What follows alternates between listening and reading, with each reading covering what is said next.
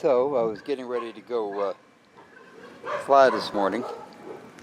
When I came out to get in the truck, I noticed that the fender was sticking out a little bit. Let me get down here and you can look at it.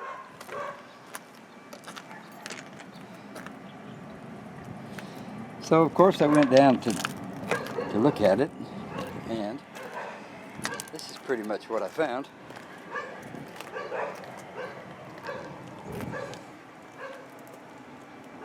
Somebody hit it. Called the police and they said there's not much chance of finding who did it. In this area there's lots of cars and trucks that are all banged up. And then something else that I discovered. When it ripped off the jack stand, there's been a fire at one point. I couldn't see it before. So, dented in the bumper pretty good.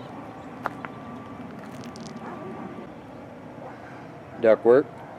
So I probably shouldn't be using that.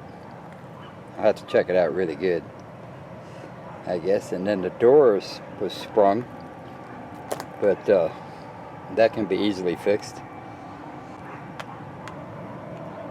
So it looks like they just clipped it.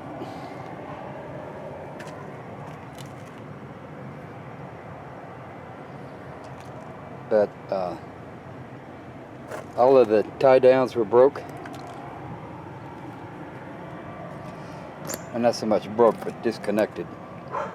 And so I was able to fix that okay. So it looks like I'm not going anywhere for a day or two. Maybe a little more. I think we just, like the old stock car days, you take a sledgehammer, and knock out the dents. I don't care what it looks like. It's an 81, What's it worth? A couple of $100? So insurance told me not to worry about it. They'd do whatever it would take to get it fixed, but I'm not going to file a claim. If they can find the guy, then yeah, I'll file a claim. Other than that, nah. It don't make any difference.